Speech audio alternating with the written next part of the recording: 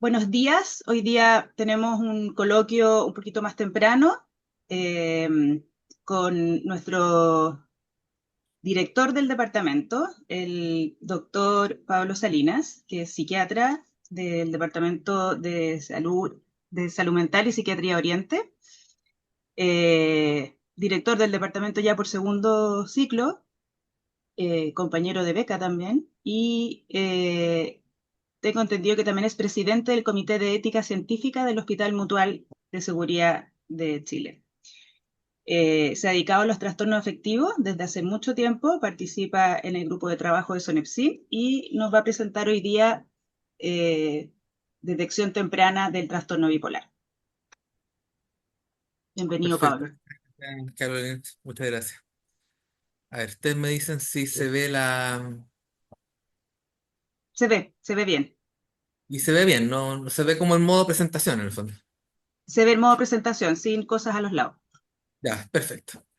Bueno, esta presentación que voy a hacer hoy día es la misma que hice en noviembre del 2024 para la zona Epsin, que tuvo un lleno total, no nos cabía más gente, así que muchas, incluso de los becados que hay acá y de algunos becados que vimos no alcanzaron ni a entrar, digamos, algunos llegaron muy temprano y pudieron entrar y entonces espero que con esto se amplíe un poquito más la cantidad de gente que puedan verla, ¿ya?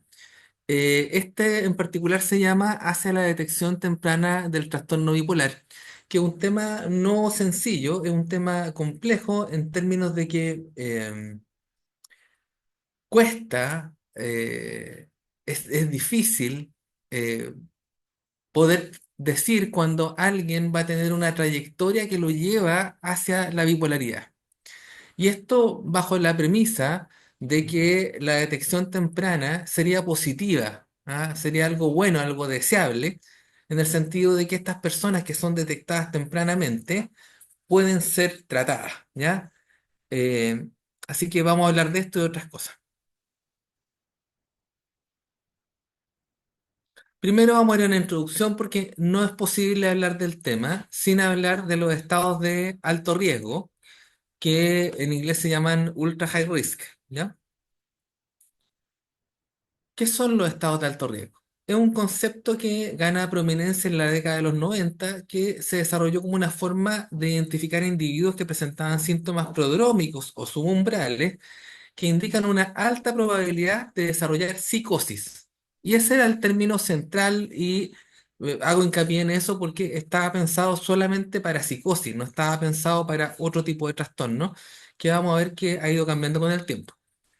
Luego, la conceptualización y definición de un estado mental de alto riesgo o de ultra alto riesgo, que sería un grupo más pequeño incluido pero dentro del mismo, fue un avance significativo en el campo de la psiquiatría y transformó tanto la investigación como la práctica clínica, ¿ya? ¿Por qué? Porque a través de esta definición se pudo hacer foco en un grupo de individuos que tenían algunos síntomas que podían predecir que iban a desarrollar una psicosis, digamos, y poner los esfuerzos en ello en cuanto a, por ejemplo, tratamiento, prevención, idealmente era lo que se tenía en mente.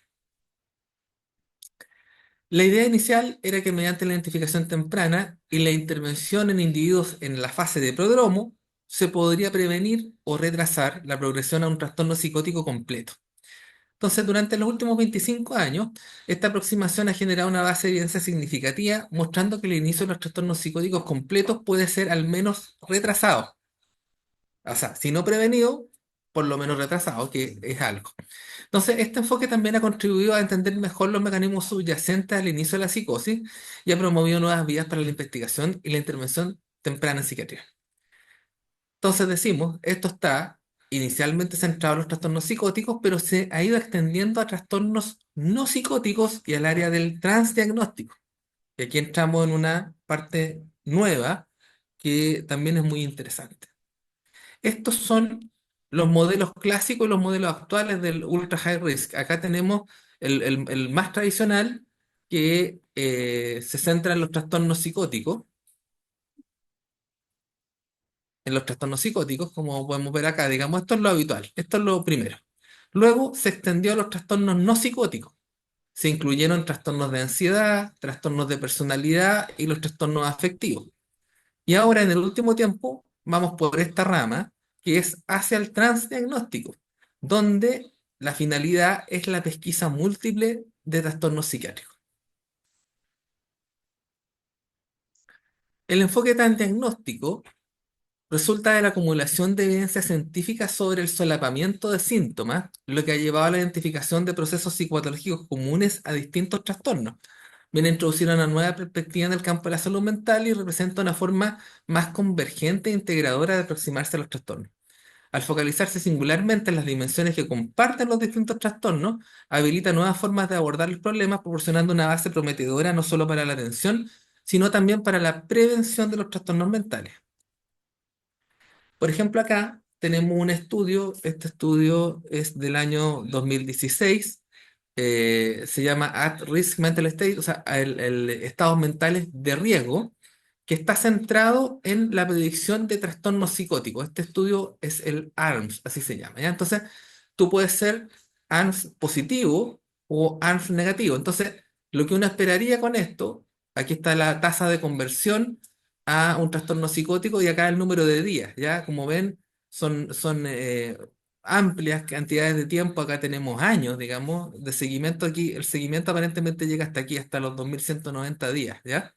Entonces tú ves que aquellos que en esta encuesta, que son encuestas que hacen varias cosas, miden factores de riesgo, antecedentes familiares, algunos síntomas, o sea, son una mezcla de hartas cosas, digamos.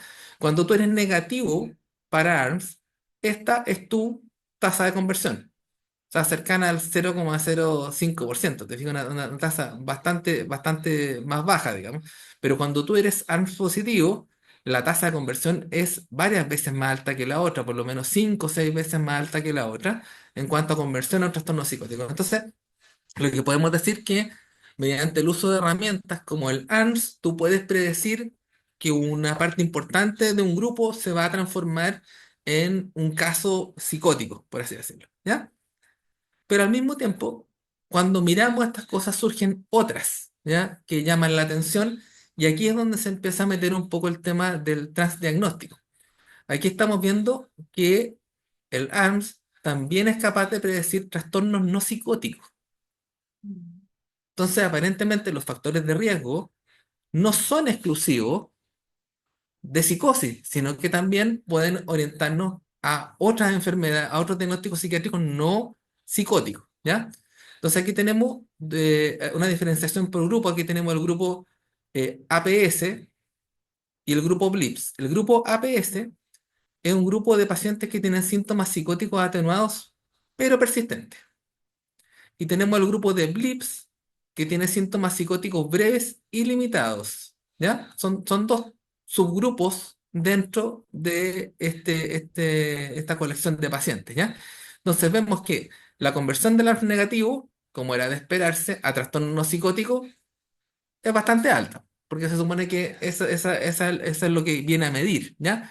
Pero cuando nos separamos en el grupo de apps y el grupo de blips, estos también tienen conversión a trastornos no psicóticos.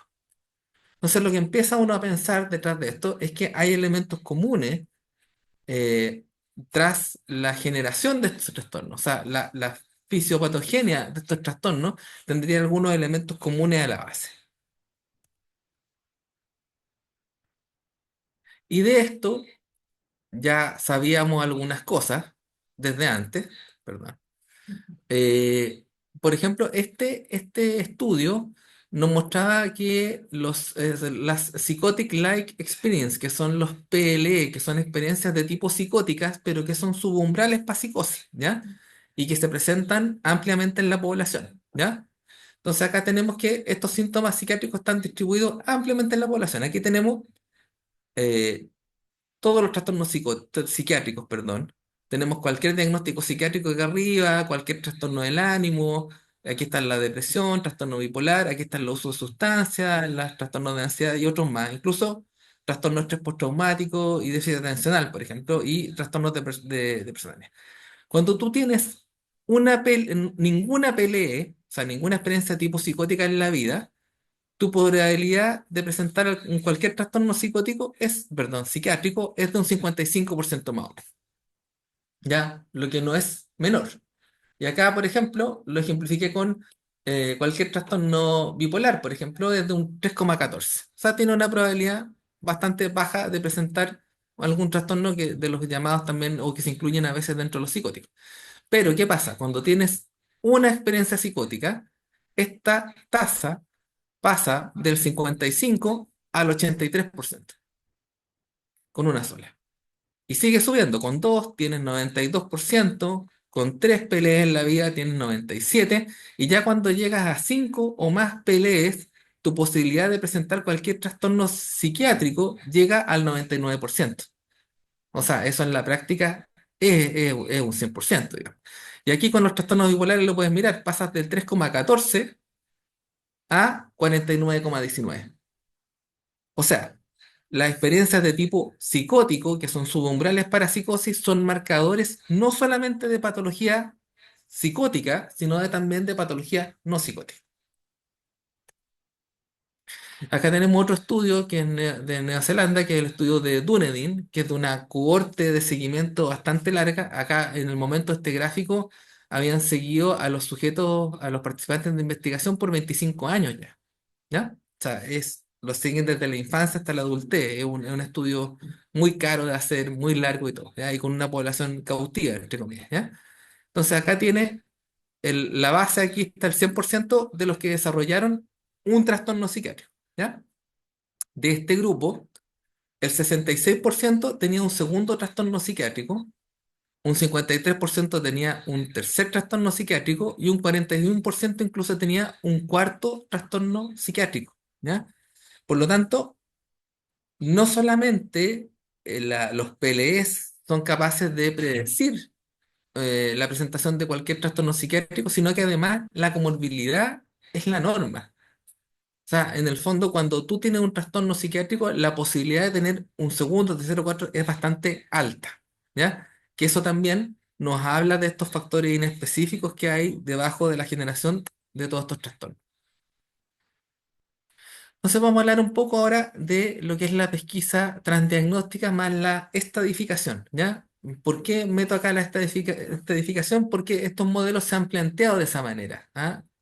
Como la idea es pesquisar a estos pacientes lo más temprano posible, por lo tanto la estadificación tiene mucho sentido, o sea, hay que pillarlos en estadios de la enfermedad muy tempranos para poder prevenir lo que viene para adelante, ¿ya? Ahora, un poco respecto a la estadificación en patología psiquiátrica, el primero en esbozar una idea de estadificación fue Kraepelin, impulsado por la observación clínica y la progresión de la enfermedad a estadios de deterioro, lo que él llamó la demencia precoz. O en el caso de la enfermedad maníaco-depresiva, el acortamiento de los periodos de eutimia, o sea, un avance hacia la progresión, un empeoramiento paulatino de la enfermedad en el tiempo. Esta estadificación fue formalizada más recientemente por McGorry, recién en los años 2000, con el objetivo de ir más allá de las parcelas de diagnóstico, ya que McGorry las veía como parcelas como algo artificial, digamos, ¿ah? Él intuía que los pacientes no pertenecían a un solo grupo, ¿ya? Esto debido a que en las etapas tempranas de la mayoría de estos síndromes son inespecíficas, ¿m? Y se superponen, lo que favorece la aplicación de modelos transdiagnósticos de estadificación. Aquí tenemos que pensar, por ejemplo, en pacientes adolescentes que debutan con un episodio depresivo, que a veces no es muy distinguible, no sabemos si estamos frente a una depresión o probablemente un prodromo o una esquizofrenia, ¿ya? En esos tipos de pacientes hay que pensar. Entonces, se plantea este modelo transdiagnóstico como el inicio de la pesquisa de trastornos mentales a modo de un tronco para luego ingresar a modelos específicos para cada enfermedad. O sea, pesquisarlos al inicio porque se manifiestan juntos y luego hacer un seguimiento como si fueran las ramas de este árbol, ¿ya? Y acá tenemos el último intento que hay de esto, probablemente el intento más actual, que es el CHARMS, que son Clinical High Risk, Risk Mental State, ¿ya? Voy a contar un poquito cómo se hizo. Estos son pacientes seleccionados de un programa de salud mental en jóvenes australianos que se llama Headspace, que está centrado en la pesquisa. Este es un programa que se publicita a través de redes sociales, incluso pueden salir algunos avisos en la tele o en las radios, digamos, que llaman a los jóvenes que presentan algún síntoma a consultar. Por lo tanto, es pesquisa. Entonces, se tomaron para este estudio 121 pacientes entre los 12 y los 25 años y que no cumplen criterios umbral, ni para primer episodio de psicosis, ni para primer episodio de manía, ni para trastorno depresivo mayor grave o trastorno límite de la personalidad. Entonces, se clasificaron como CHANS positivo o CHANS negativo, de acuerdo a los criterios de alto o bajo riesgo para estas distintas enfermedades. ¿Ya? 66,1 de los que consultaron al HeadSpace quedaron en el grupo CHANS positivo. O sea, en el fondo la intuición que tenían estas personas de consultar fue refrendada, digamos, en el sentido de que 66% quedaron en el grupo CHANS positivo, o sea, que tienen este riesgo de desarrollar alguna enfermedad. Y aquí tenemos un diagrama de Venn muy bonito, donde ustedes ven los grupos de riesgo que se armaron con estos que son los CHANS positivos, ¿ya?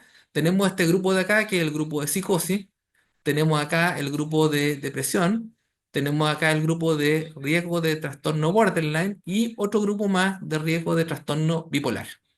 Y como pueden ver ustedes, hay varios cruces entre ellos, o sea, hay individuos que pertenecen a más de un grupo y que pertenecen a distintos grupos. Por ejemplo, estos que están aquí comparten el riesgo de depresión y el riesgo de trastorno borderline. O por ejemplo, este que está acá comparte el riesgo de depresión, y el riesgo de trastorno bipolar. Y aquí tenemos algunos aquí al medio que comparten todos los riesgos, o sea, pertenecen a todos los grupos, digamos, marcaron positivo para todos, ¿ya? Entonces, se ve nuevamente este solapamiento del que hemos estado hablando todo el rato, o sea, esta confluencia de los síntomas, digamos, y del riesgo, ¿ya? Ahora, lo importante de esto no es solamente en qué grupo quedaron clasificados, sino para dónde van, ¿ya? Y esta es la primera. Esta es la tasa de transición de CHARM positivo versus CHARM negativo. Acá abajo están los CHARM negativos y acá arriba están los CHARM positivos, ¿ya? Como ustedes se pueden dar cuenta, de acuerdo, partiendo del número de días que están aquí, digamos, es como los sujetos de investigación se van transformando o van ganando algunos de los diagnósticos y que claramente en el grupo de están positivos es súper alto, ya casi desde el día cero empiezan a manifestarse algunos, a presentar síntomas que finalmente ya no son subumbrales.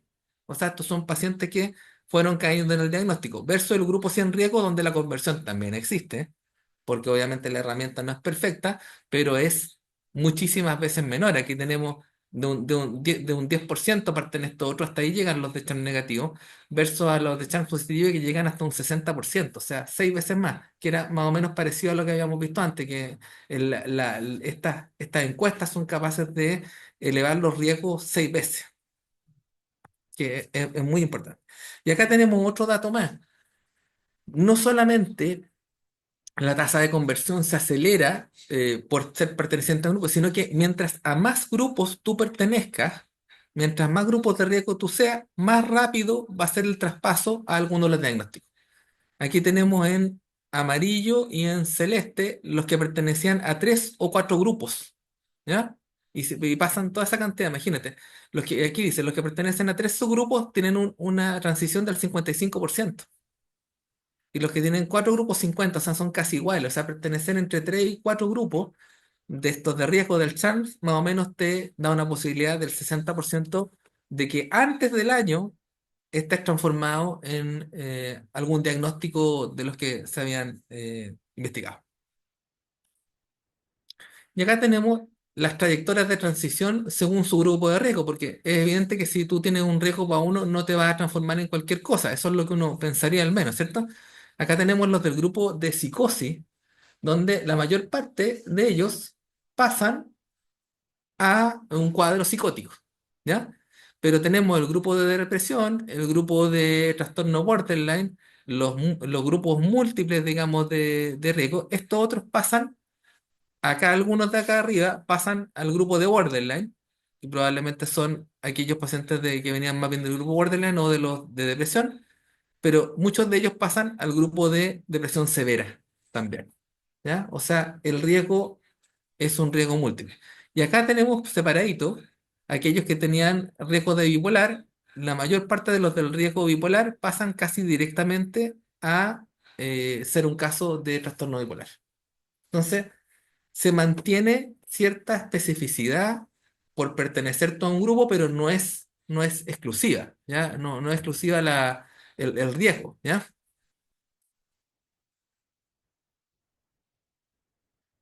Entonces, a modo de resumen, este modelo tradicional del ultra high risk, digamos, con esta pesquisa y que está enfocado solamente en los psicóticos, y acá tenemos al lado los estadios de progresión, digamos, donde partimos de un stage cero, donde está el paciente asintomático, a un paciente bajo estrés, digamos, que podría ser como un trastorno adaptativo o algo así, o al stage 1B, donde hay síntomas subumbrales, digamos, o al stage 2 donde tenemos el primer episodio, ¿ya? Eso es.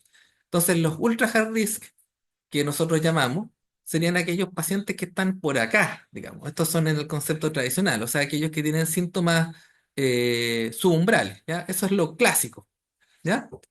Y la idea sería, ojalá, poder incorporar a estos que están acá arriba, digamos, para la detección.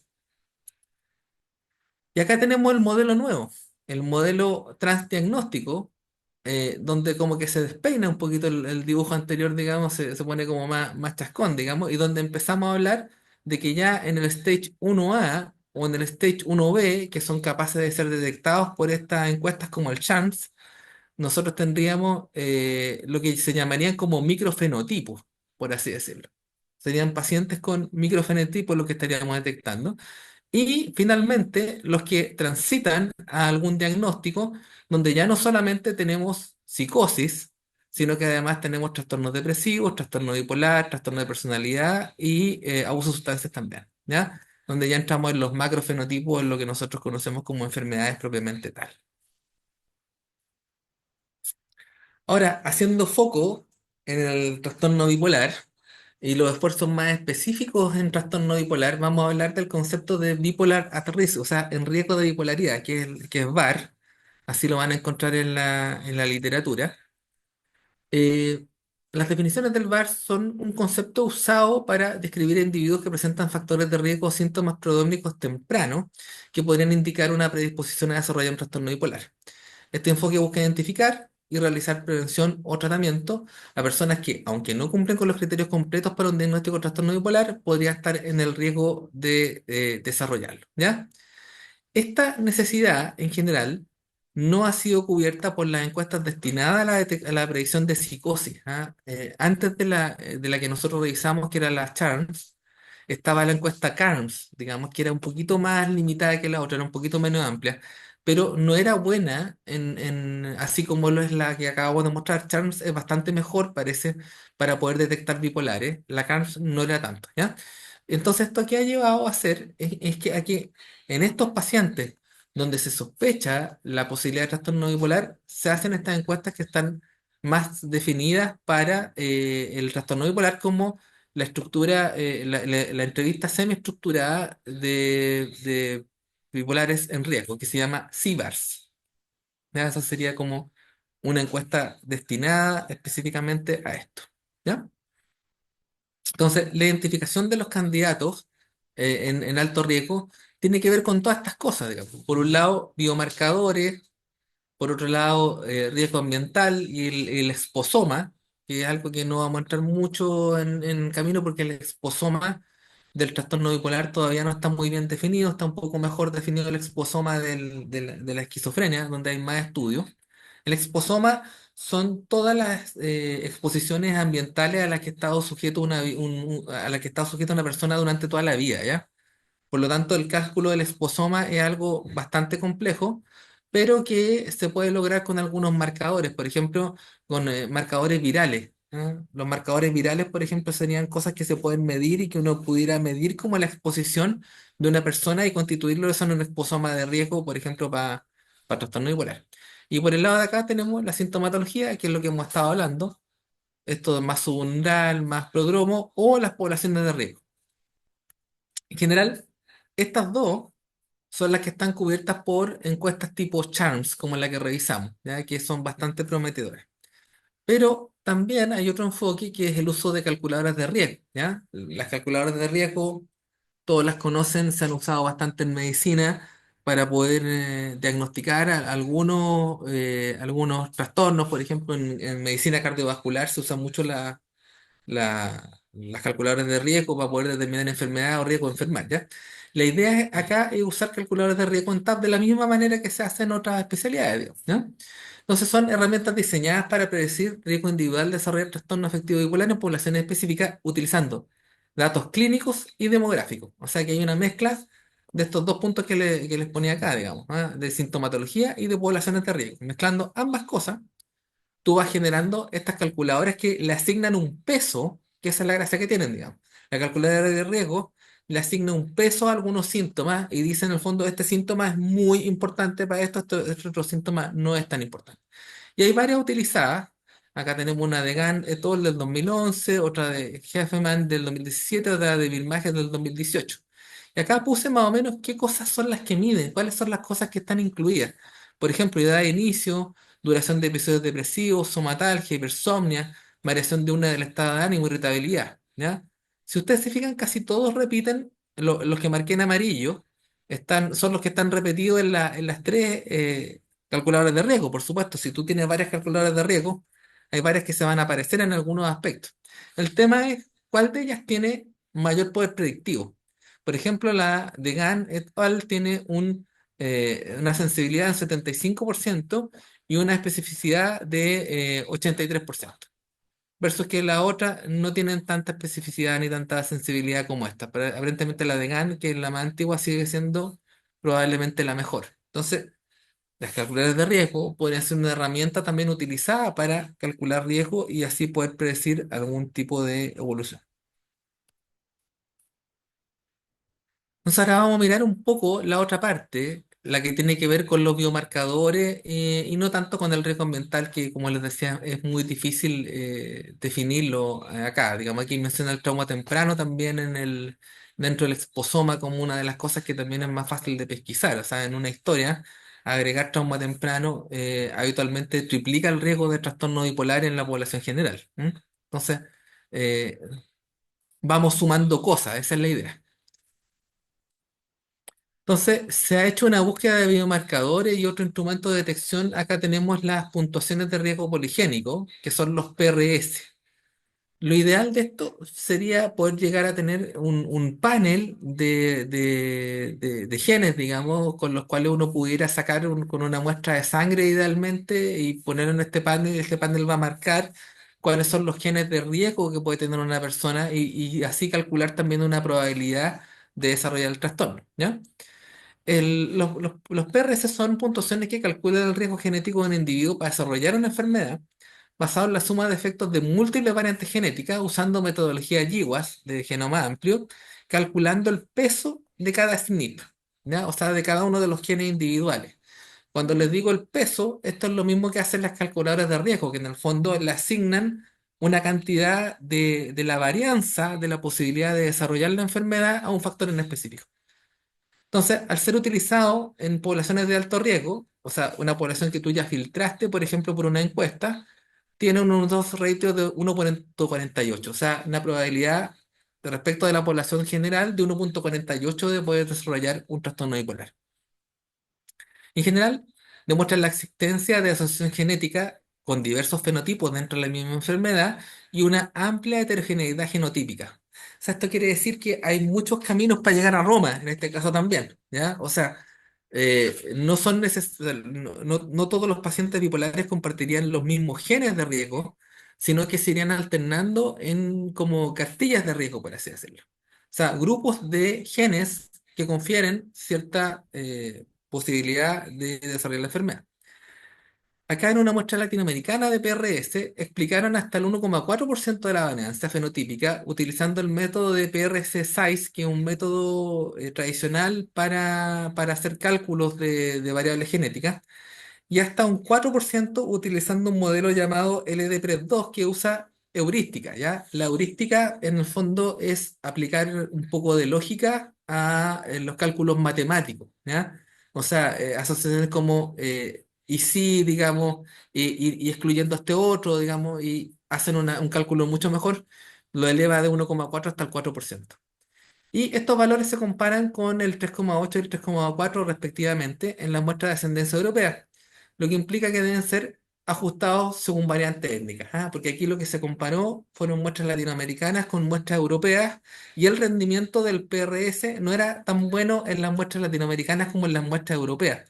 Por lo tanto, esto lo que implica es que deberían hacerse adaptaciones de estas variantes genéticas para ser usadas en la población latinoamericana. Lo otro también son búsqueda de otros biomarcadores fiables, ya no estamos hablando de genes aquí. Por ejemplo, cambios en la microbiota intestinal en pacientes con depresión bipolar. Eso podría ser un marcador de trastorno bipolar también. Hay comparaciones de pacientes con depresión bipolar comparada con controles sanos, por ejemplo. Y hay diferencias significativas en la composición y diversidad de la microbiota entre pacientes con trastorno bipolar y los controles sanos. Permite la identificación de biomarcadores potenciales para el diagnóstico y la respuesta al tratamiento. ¿Ya?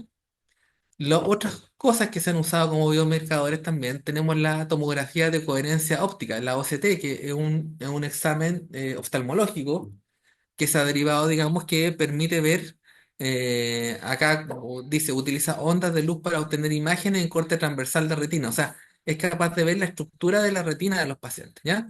Y se estima que acceder a la retina es una buena forma de tener una idea de cómo está la corteza cerebral, porque la retina tiene una estructura similar, digamos, y podría más o menos decirnos, es como tener corteza cerebral expuesta, por así decirlo, de más fácil acceso. Entonces, se supone que la disminución de la capa de fibra nerviosa en la retina y del complejo de células ganglionarias en pacientes con trastorno bipolar sugiere que hay algún grado de neurodegeneración en el trastorno bipolar y que podría ser un biomarcador diagnóstico. Así que incluso podríamos usar biomarcadores como la OCT para poder también predecir el trastorno bipolar. Bueno, las conclusiones.